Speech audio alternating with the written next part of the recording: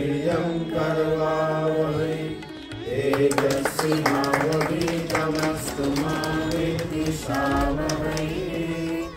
ओम शांति शांति शांति। हरि ओम। तत्सुमोरातिमहे यज्ञाय संगतुष्पदे। ओम शांति शांति शांति। हरि ओम।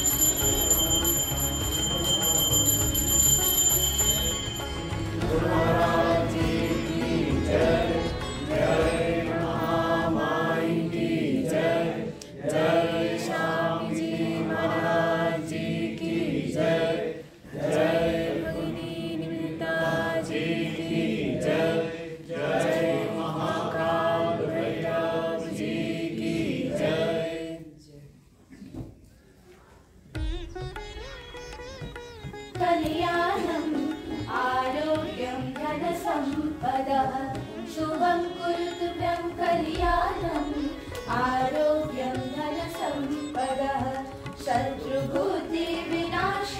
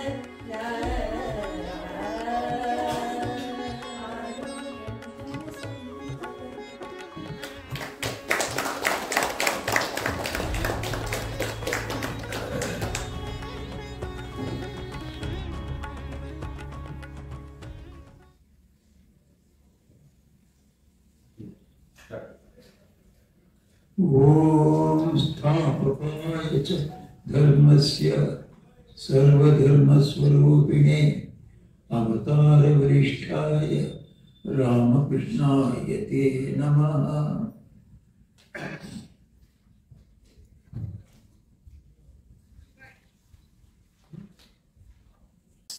আর আমার প্রিয় ভক্তবৃন্দ, আজকে দার্জিলিংয়ে এখানে এসে এই একটা ফাংশনে ভাগ নেওয়াতে আমার খুব আনন্দ হয়েছে। আমি দার্জিলিংয়ে প্রথমে আসি মোটামুটি 60 বছরের আগে, 68-এ এসেছি। 68-এ এসে তখন এখানে বেদান্ত মঠ ছিল, তখন অ্যাফিলিয়েশন হয়েছিল না মঠ, রামকৃষ্ণ মঠ বেলুড়ের সঙ্গে। তখন আমি সেই মঠে রয়েছি। ওখানে বিরাট ঠাকুরের ছবি ছিল, পেইন্টিং, ও ইউরোপিয়ান পেইন্টারের ওটা। মারও পেইন্টিং উনারই, স্বামীজিরও পেইন্টিং ওনার ছিল, আর বেদান্ত মহারাজের একটা পেইন্টিং ছিল বড় বড়। ওটাতে আমরা জিজ্ঞেস করলাম, এ মাকে তো একটু মোটা সোটা করে পেইন্ট করেছেন, এটা কি? হ্যাঁ, তো মা তো একটা জগৎ জননী, উনি তো মোটা সোটা থাকবেন কেন? উনি রগা পটকাতে উত্তর দিয়েছিল। কিন্তু ও মোটেতে ভালোই চলছিল। এটা বিএড কলেজ উপরে ছিল, ওদেরই আগে ছিল, পরে ওটা অন্যান্য অর্গানাইজেশন নিয়ে নিল। তখন আমি অন্যান্য সাইট সিইং যা আছে ওটা করে আমি চলে গেলাম। হয়তো I was on my way from Cherrapunji to Bombay ওর 68-এ। ওর পরে এই বাস আসছে 60 ইয়ার্সের পরে। কিন্তু ও দার্জিলিং এত ইম্প্রুভমেন্ট হয়েছে এখানে, তখন তো বেশি কিছু ছিল না। এই সব জায়গায় এরকম হয়েছে। আর ইম্প্রুভমেন্টটাই, ডেভেলপমেন্টটা দেখে আমি খুবই সন্তুষ্ট হয়েছি, আনন্দ পেয়েছি। এসব ঠাকুরের কৃপা বলে মনে করি। আর এখন মঠ মিশন সেন্টারটাকেও নিয়ে নিয়েছে, আর বড় প্রতিষ্ঠান গ্রো করেই যাচ্ছে। এখন তো নিবেদিতা সমাধির কাছে গিয়ে এলাম, আর একটা ছোট হল যেখানে নিবেদিতা লেকচার দিয়েছিলেন ওটাও দেখে এলাম। তারপরে আমাদের মঠ তো আছেই, তো এই বাড়িটি নিবেদিতা যেখানে শরীর রেখেছেন, তারপরে এখানে তো এই হলটা আজকে নিবেদিত হবে উনারই নামে। হলেতে অনেক কিছু সাংস্কৃতিক কার্যক্রম হবে, যেটাতে ঠাকুরমা স্বামীজির উপদেশ বিতরণ হবে, সবাইদের পৌঁছানো হবে। ঠাকুরমা স্বামীজির সন্দেশটা এই যুগের জন্য এত দরকার।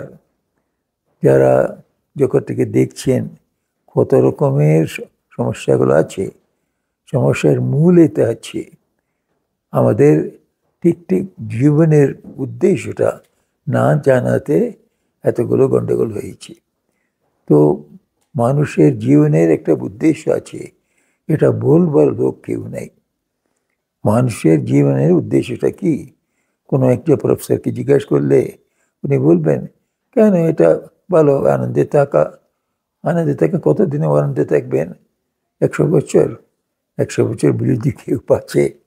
তাও কোনো জীবনেতে শুধু আনন্দেই পাবে না, আনন্দ পাবে, দুঃখও পাবে, আনন্দ পাবে, দুঃখ পাবে।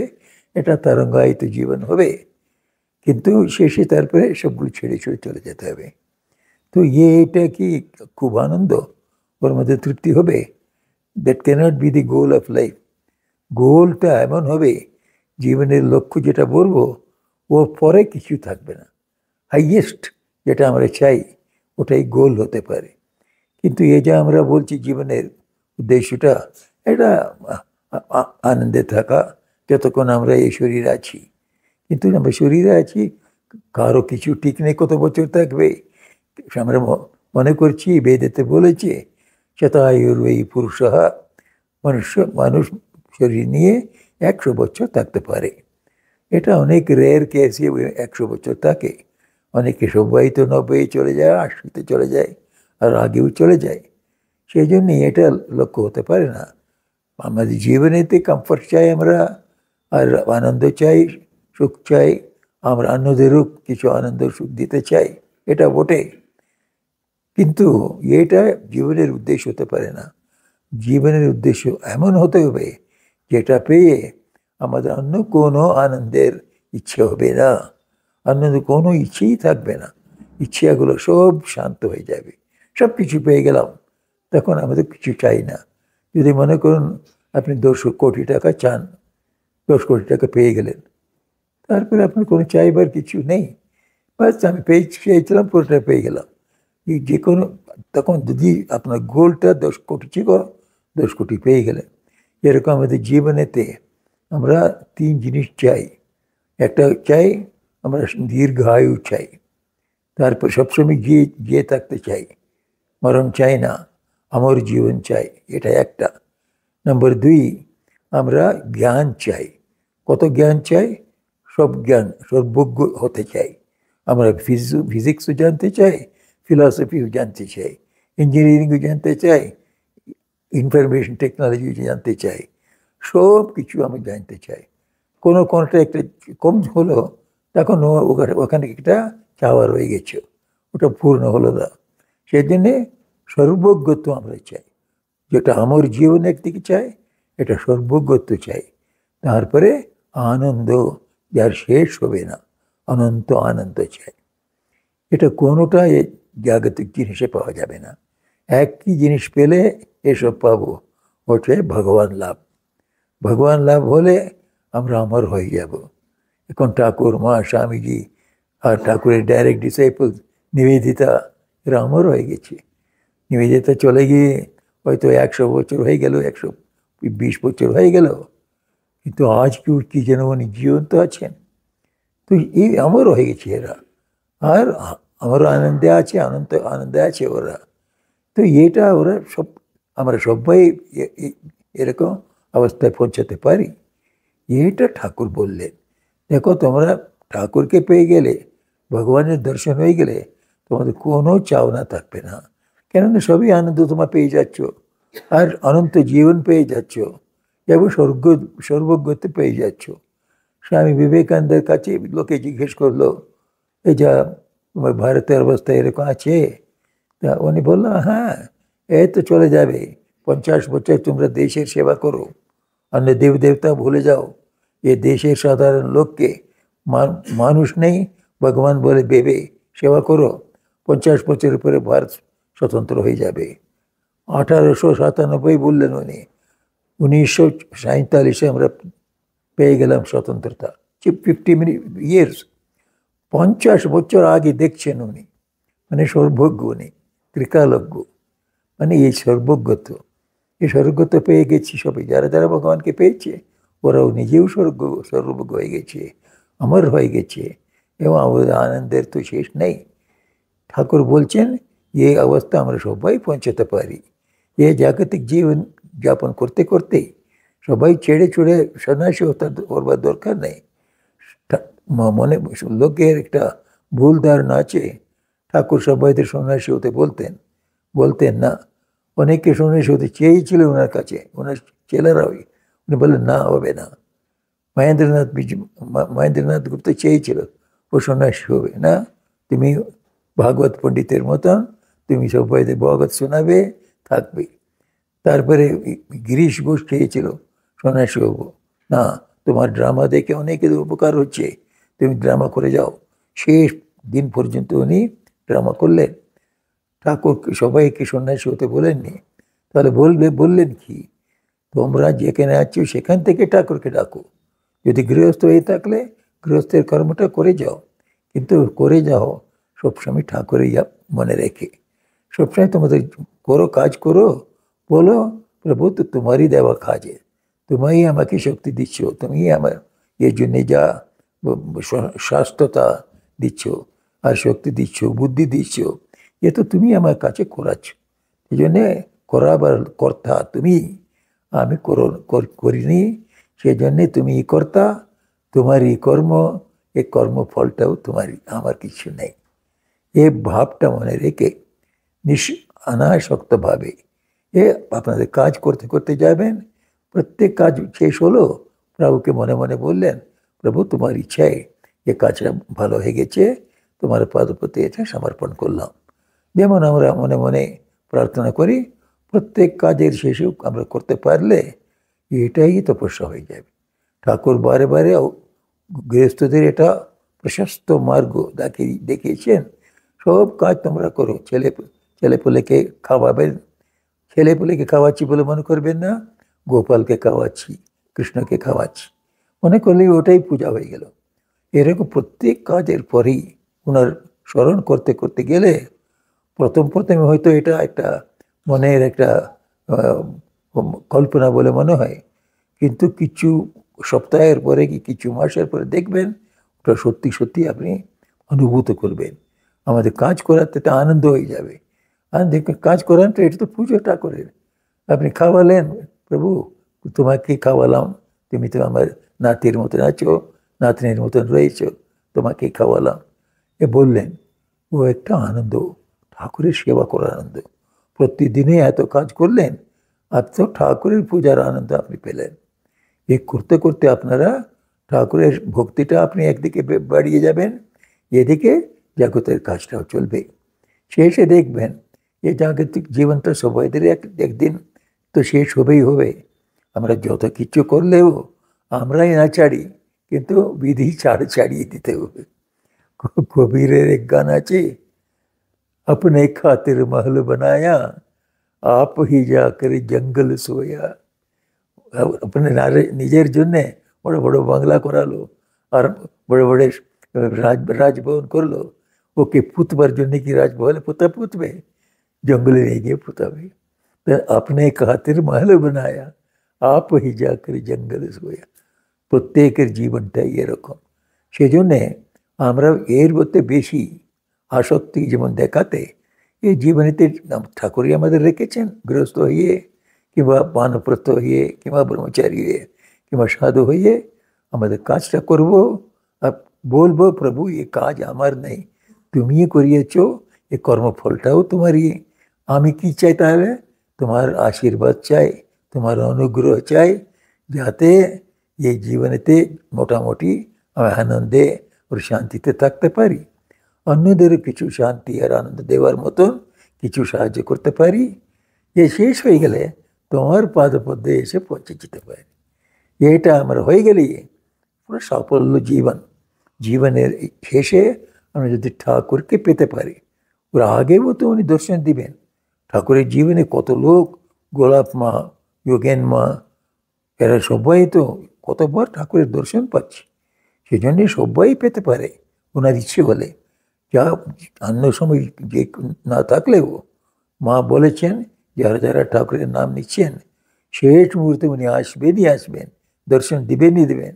ওনার দর্শন পাওয়া মানে ওনার কাছে পৌঁছে যাওয়া, অনন্ত জীবন পেয়ে যাওয়া। এই রাস্তাটা ঠাকুর জীবনের উদ্দেশ্য বলে দিয়েছেন। কেননা এই চাই আমরা ঠাকুরকে যদি পেয়ে গেলাম, এখন অল্প অল্প করে ঠাকুরের ভক্তি হচ্ছে, ভক্তির সঙ্গে সঙ্গে আমাদের একটা অনাসক্তি আসছে। আমরা এই জগতেই সব কিছু মনে করি না। যেহেতু অনেকবারে আমাদের ইচ্ছের মতন ভালো হয়, অনেকবারে আমরা ইচ্ছের মতন হয় না, তখন আমি দুঃখিত হব না। দুঃখিত হলে অতি দুঃখিত হব না। ঠাকুরের ইচ্ছে হয়নি, আমি তো সব কিছু করলাম, ওনার ইচ্ছে নেই, তখন আমরা ঠাকুরকে বলবো, প্রভু তোমার ইচ্ছে ছিল না, এটা হলো না, ঠিক আছে আবার এটা ঠিক করে করবো। কোনো সময়ে তো ঠাকুরের ভক্তদের এটা কমপ্লিট ডিফিট কিংবা কমপ্লিট ডিপ্রেশন বলে হয় না। কেননা তা তুমিই তো করিয়েছ, এবার করালে না ঠিক, তো সেই জন্য হলো না, তা ঠিক আছে আমি আবার আরম্ভ করব। আমাদের তো এটাই সে করতে হবে, এটা সাকসেস হতেই হবে, এটা তো আমার হাতে তো নেই, তোমার হাতে আছে, তুমি যা ইচ্ছা করবে করবে, কিন্তু তোমার কাজটা আমি করে যাব, তোমার প্রার্থনা করে যাব। এই রাস্তাটা ঠাকুর দেখে আমাদের জীবনেতে অনন্ত শান্তি দিয়েছে। ঠাকুরের নাম যারা নেবে, ধীরে ধীরে নামের সঙ্গে উনি আছেন। নাম এবং নামই, নাম ডাকলেন, নামই সঙ্গে সঙ্গে আছে। আপনার ছেলে যে পর্দার পেছনে ওদেরকে দাঁড়িয়ে আছে, এখন ছেলের নাম আপনি ডাকলে আপনি দেখছেন না ছেলেকে, ছেলে ও করে আওয়াজ দিবে, মা আমি এখানে আছি বলবে, তারপর আপনার সামনে এসে দাঁড়িয়ে পড়বে। সেরকম আমরা ঠাকুরকে ডাকতে ডাকতে আছি, কই মহারাজ ঠাকুর দর্শন দিলে না, আরে উনি আছেন, দর্শন হচ্ছেন, তোমার চোখটা ঠিক তৈরি হয়নি, তো এই নাম করতে করতে চোখটা তৈরি হয়ে যাবে, তখন তোমার চোখের সামনে ঠাকুর আছেন। এটা বলছে আমাদের মহাপুরুষরা সবাই, সব গুরুরা বলছে নাম বলে যাও, নাম বললে তো নামের সঙ্গে নামই আছে, ওটা ওনার ওনার সান্নিধ্য, উনি কাছে আছেন, আমার সঙ্গে আছেন, এটা অনুভব করতে করতে আপনি নাম বলে যাবেন। দেখবেন আপনি যখন আকাশে উড়ে যাচ্ছেন নাম বলতে পারবেন, ইউ ফিল দি সান্নিধ্য, ওনার কাছে আছেন, এটা প্রেজেন্সটা ফিল করতে পারেন। আপনি যেহেতু সমুদ্রের নিচে গেলেও তো একটা সাবমেরিনে, তখনও ঠাকুরের নাম করতে পারেন। পাহাড় উঠলেও দার্জিলিংয়ের প্রথম আপনার সঙ্গে আছেন, কলকাতার মতো শহরে থাকলেও সঙ্গে আছে, সবসময়ই নাম আপনার সঙ্গে আছে, উনি আপনার সঙ্গে আছেন। সেই জন্যে আমি বলছি, যারা এটা নাম পেয়েছেন সদ্গুরুর কাছে কিংবা পাবার চেষ্টা করছেন, আপনারা অত্যন্ত ভাগ্যশালী। আমি ঠাকুরের কাছে আজকে বেশি সময় নেই, ওনার উপদেশগুলো বললে এত সুন্দর, এত প্র্যাকটিক্যাল, এত সরল, অথচ অত্যন্ত উচ্চ। ওর রাস্তায় আমরা গেলে আমরা পরম আনন্দ পাবোই পাবো, জীবনের লক্ষ্য পৌঁছাবো, আমাদের কোনো ইচ্ছে থাকবে না, আমাদের সব ইচ্ছা পূর্ণ হয়ে যাবে। পূর্ণ জ্ঞানীর কীরকম অবস্থা ভগবদ্গীতায় আছে শ্লোক, ওটা বলে আমি সমাপন করব। ভগবদ্গীতায় জিজ্ঞাসা করছেন অর্জুন, স্থিতপ্রজ্ঞস্য কা ভাষা। স্থিতপ্রজ্ঞ মানে ভগবানকে যা জেনেছে ওর কি ভাষা, ওকে কি করে বলে, কিরকম আছে। এখন কৃষ্ণ বলছেন, প্রজহাত যদা কামান সর্বান পার্থ মনোগতান আত্মন্যেবাত্মনা তুষ্ট স্থিতপ্রজ্ঞস্তদোচ্যতে।